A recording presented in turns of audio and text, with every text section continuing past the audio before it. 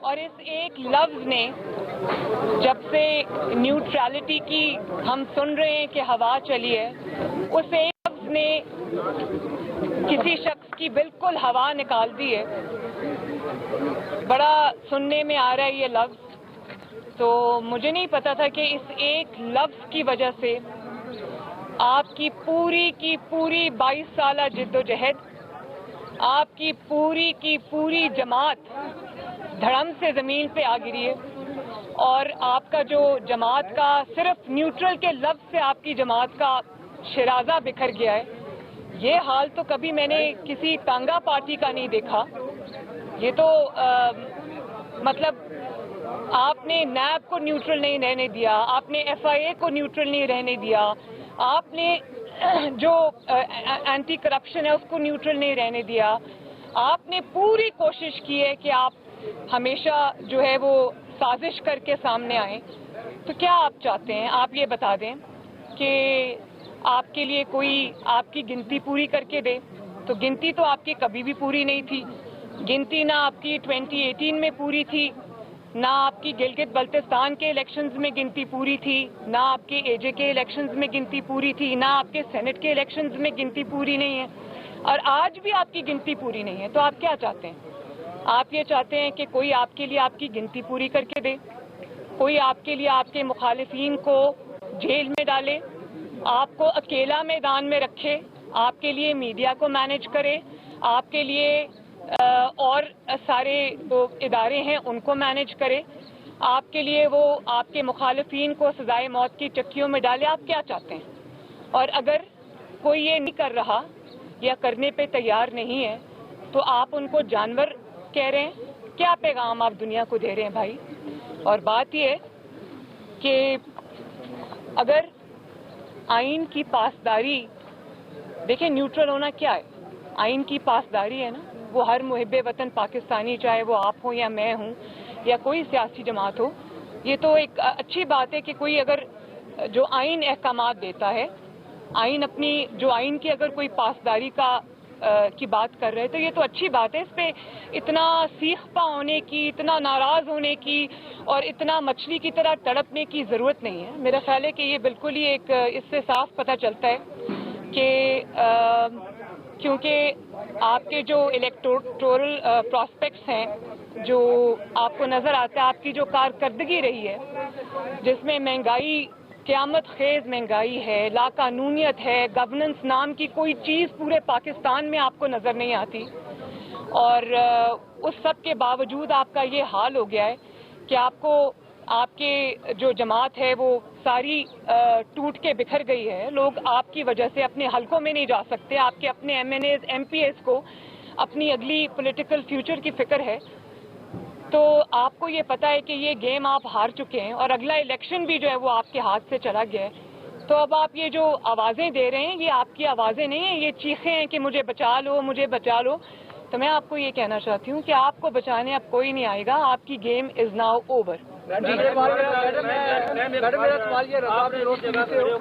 میرا سوال یہ ہے کہ عمران خان نے کہا ہے کہ جو ووٹ ڈالنے جائے گا طریقے سے اس کو 10 لاکھ لوگوں سے گزرنا پڑے گا۔ اوہ بھئی 10 بندے تو آپ سے اپنے پورے نہیں ہو رہے اور آپ 10 لاکھ بندوں کو نکالنے چلیں۔ بھئی اپنے 10 بندے پورے کر لو، آپ کو 10 لاکھ لوگوں کو لانے کی مشقت نہیں کرنی پڑے گی۔ اور کبھی آپ کہتے ہیں کہ میرے خلاف سازش ہو گئی، میرے خلاف انٹرنل سازش ہو گئی، چور مل گئے، ڈاکو مل گئے، سازش ہو گئی۔ پھر جب آپ کو اور کچھ سمجھ نہیں آتی تو آپ کہتے ہیں انٹرنیشنل سازش ہو گئی میرے خلاف، اس پہ بھی ہم ابھی بات کرتے ہیں۔ لیکن بات یہ ہے کہ آپ کے ناک کے نیچے سے آپ کے وزیر اعظم کی کرسی پہ موجود ہونے کے باوجود آپ کی پوری پارٹی آپ کے ریت کی طرح کھسک گئی ہے، نکل گئی ہے ہاتھوں سے۔ تو آپ کس کو الزام دے رہے ہیں؟ اگر آپ نے کچھ پرفارمنس دکھائی ہوتی، عوام کا خیال رکھا ہوتا، آپ نے کوئی عوام کی بھوک افلاس کے بارے میں سوچا ہوتا، مہنگی چینی، مہنگا آٹا، مہنگی بجلی، مہنگی دال، مہنگا تیل، مہنگا پیٹرول، مہنگا ڈیزل، اس کے بارے میں آپ نے قیمتوں کے بارے میں کبھی سوچا ہوتا تو آپ کو آج یہ دن نہ دیکھنا پڑتا۔ اور بات یہ ہے کہ کبھی آپ ان کو کہتے ہیں، اپنے ممبران کو آپ کہتے ہیں کہ بک گئے۔ میں یہ پوچھنا چاہتی ہوں، اور آپ وہ کہتے ہیں کہ ہم نے خریدے ہیں۔ بھئی جو پہلے ہی پارٹی سے نکلنے کو خریدا تو اس کو جاتا ہے، جس کے بارے میں کوئی ہو کہ وہ ابھی ڈیسائیڈ نہیں کر پا رہا, جو پہلے اپنا مائنڈ بنا کے بیٹھے ہوئے ہیں, جو آپ کے وزیر اعظم ہوتے ہوئے آپ کو چھوڑ کے جا رہے ہیں, ان کو خریدنے کی کیا ضرورت ہے؟ تو یہ اگر آپ کو آئینے میں اپنا چہرہ نظر نہیں آتا تو میں آپ کو آپ کا چہرہ دکھا دیتی ہوں. ابھی سینٹ کے الیکشنز کو کوئی زیادہ وقت نہیں گزرا, کس طرح آپ نے اپنی مائنورٹی کو میجورٹی میں بدلا.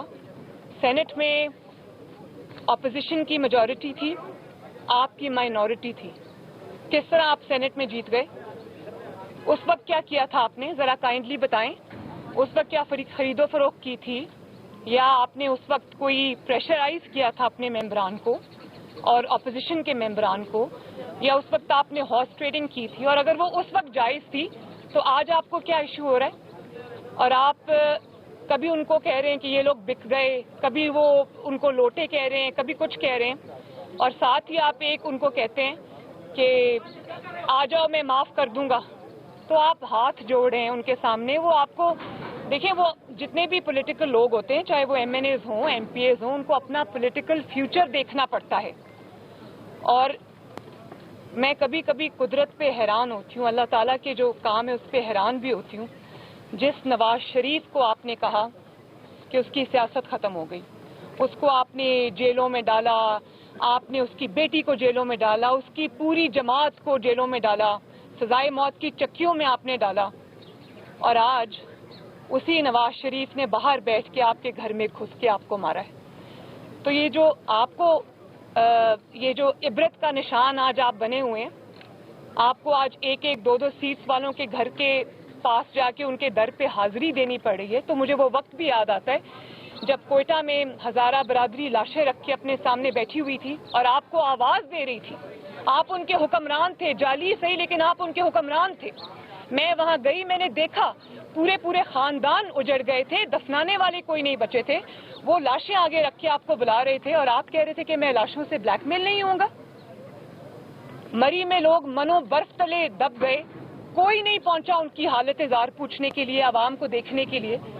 تو یہ تو آپ کا حال تھا, تو آپ تو بلیک میل نہیں ہوتے تھے. آج آپ ایک ایک دو دو سیٹس والوں کے در پہ جب میں آپ کو سر جھکاتے دیکھتی ہوں تو مجھے بڑا اللہ تعالیٰ کا خوف آتا ہے. آپ آج مکافات عمل کا شکار ہوئے, کسی سازش کا شکار نہیں ہوئے. اپنے تکبر کا, اپنے غرور کا, اپنے بڑے بولوں کا شکار ہوئے. اور پھر آپ کہتے ہیں کہ آپ کے خلاف انٹرنیشنل سازش ہوئی ہے.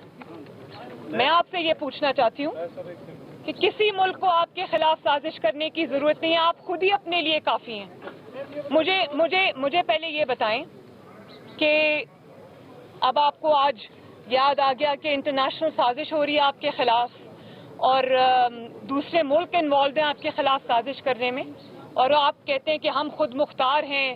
کل آپ نے بھارت کی تعریف بھی کی, خود مختاری کی, اور میں کیونکہ خود مختار ہوں, میری خود مختار ایک فارن پالیسی ہے تو اس کی سزا مجھے ملی ہے. تو میں آپ کو آئینہ دکھانا چاہتی ہوں اور میں آپ سے یہ پوچھنا چاہتی ہوں کہ ابھی کچھ دیر پہلے تو آپ بائیڈن صاحب کی کال کا انتظار کر رہے تھے اور پوری کوششیں کر رہے تھے کہ وہ کسی طرح آپ کو کال کر لیں, اور وہ کال جب نہیں آئی تو آپ کو خود مختاری یاد آ گئی.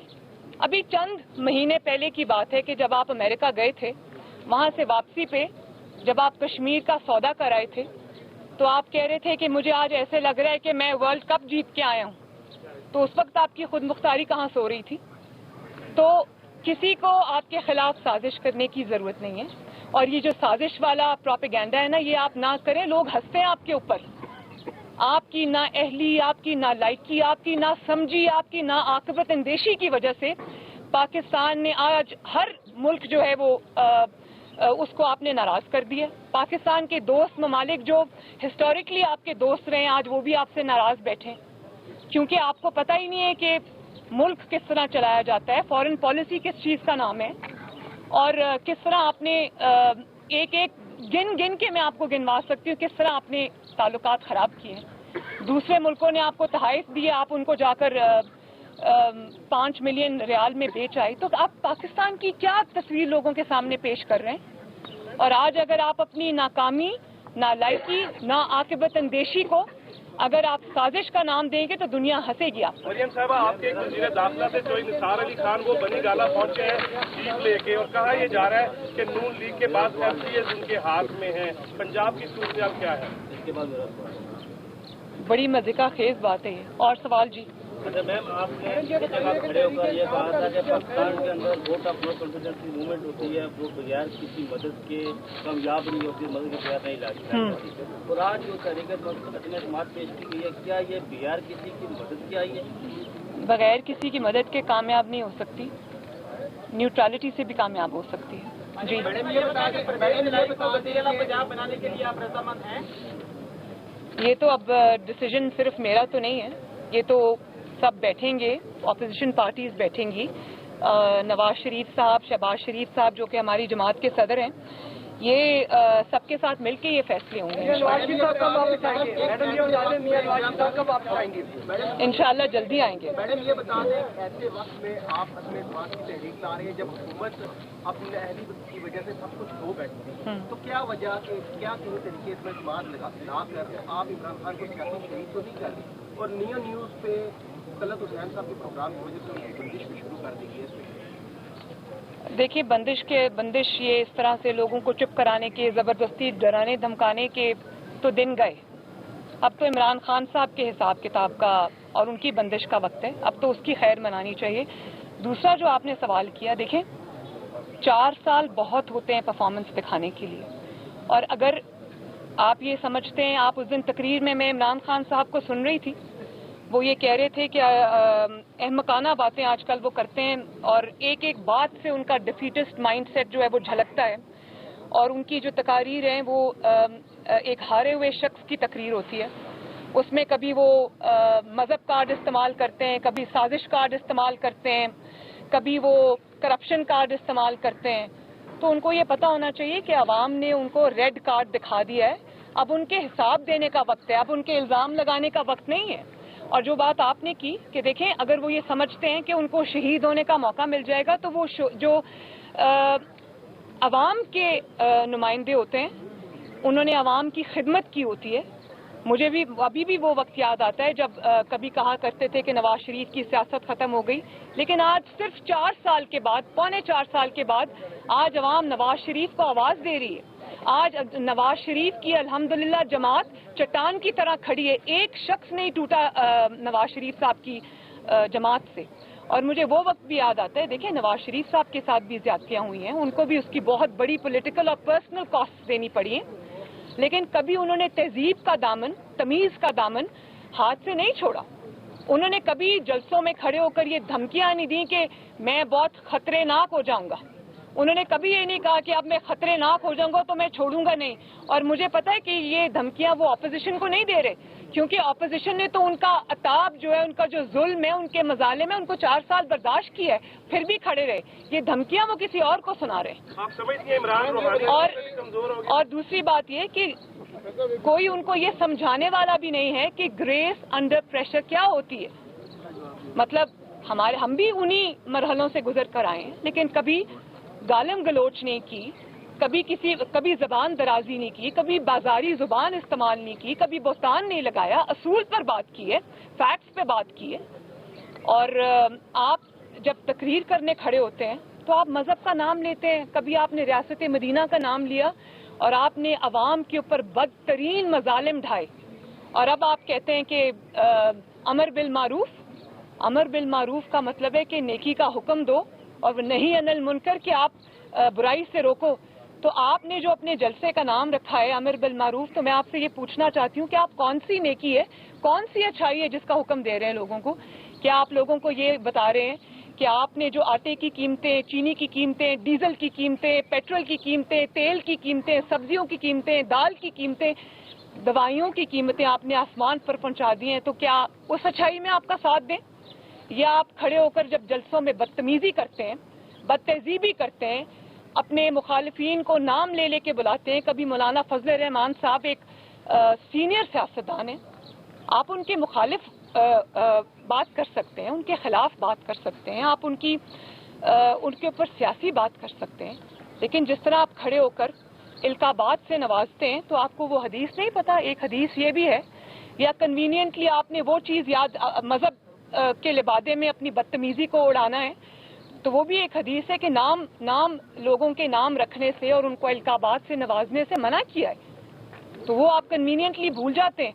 बिलावल को आप कहते हैं कि उसकी उर्दू अच्छी नहीं, उसकी आप नकलें उतारते हैं, मस्खरे लगते हैं आप जब ये काम करते हैं। तो क्या लामहला आपके दिमाग में ये बात नहीं आती कि जो शख्स ये भी सल्लल्लाहु अलैहि वसल्लम नहीं कह सकता, जो शख्स रूहानियत को रूहानियत कहता है, जो शख्स खातमुन नबीयीन अपने हल्फ में नहीं कह सकता, उसको क्या ये हक हासिल है कि वो दूसरों पे तनकीद करे? बल्कि जो आपने कल्चर बदतमीजी का, बदतहजीबी का पाकिस्तान के अंदर इंट्रोड्यूस कर दिया है, मैं बतौर माँ अपनी पाकिस्तान की माँओं से ये गुजारिश करती हूँ कि आजकल जब एक ज़हनी तवाज़न ख़राब शख्स अगर टीवी पर आकर बदतमीजी करता है और बदतमीजी की तरगीब देता है, तो अपने बच्चों को काइंडली वहाँ से उठा दिया करें कि हम नहीं चाहते कि हमारे बच्चों के अंदर ये कल्चर जो है वो सरायत करे। मैम ये बताइए कि तहरीक इंसाफ का मीडिया सेल जो रियासती इदारों के खिलाफ आज प्रोपेगेंडा कर रहा है, उस पर आप देखिए, मैंने पहले भी इस बात का जवाब दे दिया, मैं एक दफ़ा फिर से जवाब दे देती हूँ कि अगर न्यूट्रल का मतलब ये है कि आपकी अब मदद को कोई नहीं आ रहा और न्यूट्रल का आप ये मतलब निकाल रहे हैं कि वो सब आपको आके बचाएं, तो देखिए न्यूट्रल होने का मतलब इसी की जिद्दोजहद हमने भी की है। और हर आइन पसंद शहरी, आइन एक पाकिस्तान का आइन है, उसकी पासदारी ज़रूरी है, और अगर उसकी पासदारी करना कोई कर रहा है तो ये अच्छी बात है, इसको तो वेलकम करना चाहिए, इसी के लिए तो हमने स्ट्रगल की है। तो मैं आपको पहले बता चुकी हूँ कि ये जो गालम गलोच आजकल आप सोशल मीडिया पे भी देख रहे हैं, तहजीब के दायरे में रह के बात करें, गालम गलोच नहीं। हम क्या कुछ नहीं बर्दाश्त करके आए।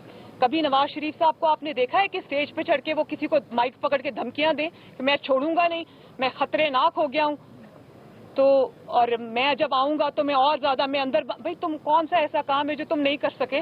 कर चुके हो तुम ये सब काम, इसी वजह से तुम्हारा आज ये हाल हुआ है, ये मत भूलो। तो गालिम गलोच से नहीं, तहजीब से, तमीज से बात करो, बाजारी जुबान इस्तेमाल मत करो।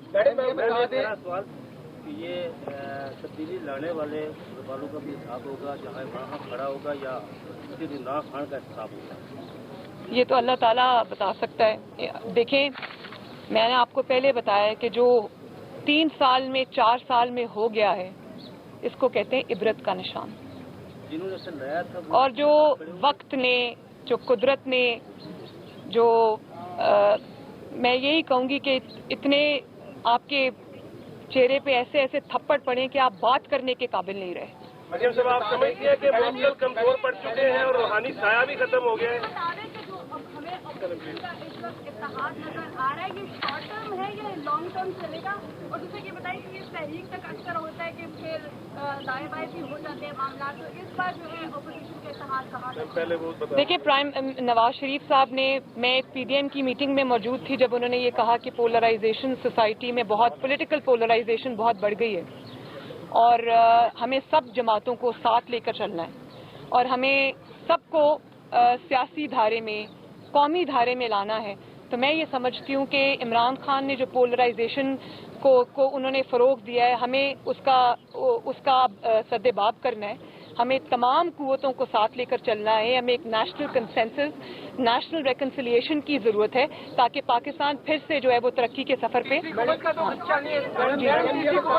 ये बता दें कि इलेक्शन जब ये वोट शुरू हो जाएगा, अगली वज़ीर आज़म किसको देखें, मरियम नवाज, बिलावल भुट्टो या कोई नया? और ये इत्तेहाद में बता दें, ये शॉर्ट टर्म है, ये लॉन्ग टर्म है, क्योंकि आप मैंने आपको इसका जवाब दिया है जी। और कोई सवाल है? बार बार ये कह रहे हैं कि वज़ीर आज़म किसको देखें? देखिए, मैं नहीं, देखिए ये तो अल्लाह ताला को पता है और ये इंशाल्लाह बैठ के फैसला करेंगे। हमारे कैंडिडेट तो शहबाज शरीफ साहब हैं और मैं जो बात अभी करना चाहती हूँ वो ये है कि देखें, अभी मुझे पता चला है कि अब कोर्ट में भी अपोजिशन गई है आज सुप्रीम कोर्ट में और ये डिले करना चाहते हैं। तो देखें, आइन कोई मोम की नाक नहीं है जिसको आप अपनी हुकूमत बचाने के लिए, अपना इक़्तिदार बचाने के लिए आप कभी इधर मोड़ दें और कभी इधर मोड़ दें। आइन में साफ तौर पर लिखा है कि तहरीक अदम एतमाद जमा होने के बाद 14 दिन के अंदर अंदर इजलास बुलाया जाना चाहिए। तो 14 दिन तो 22 मार्च को पूरे हो जाते हैं और उसके बाद 7 दिन के अंदर अंदर आपको वोटिंग करानी है। अब देखिए, आप मुझे नहीं पता आप टाइम क्यों बाय करना चाहते हैं, तो आइन को आइन ना समझने की, आइन की बात ना मानने की, आइन के अहकामात ना मानने की सजा एक ही है और वो है आर्टिकल 6। तो मैं अदालतों की तरफ भी देख रही हूँ कि इस शख्स को आइन का हुलिया बिगाड़ने से, अपनी हुकूमत को बचाने की खातिर इससे रोका जाए और ये एक प्रेसिडेंट ना सेट किया जाए जो कि पाकिस्तान के लिए अच्छा नहीं है। मैडम, किसी हुकूमत के आने का इम्कान तो नहीं? और दूसरी बात ये कि मैं इस्लामाबाद की इंतज़ामिया को भी ये कहना चाहती हूँ कि एक ऐसा शख्स जो कि अब हार चुका है और पाकिस्तानी अवाम के निशाने पर है, ऐसे शख्स के अहकामात बजा ना लाएं और खामखा इस सारे जो आईनी और कानूनी प्रोसेस में बिल्कुल भी जो है वो इंटरफेयर ना करे, वरना उसके कॉन्सिक्वेंसेस होंगे। जादू बेअसर हो गया है। थैंक यू जी, बहुत शुक्रिया जी, थैंक यू। बहुत शुक्रिया।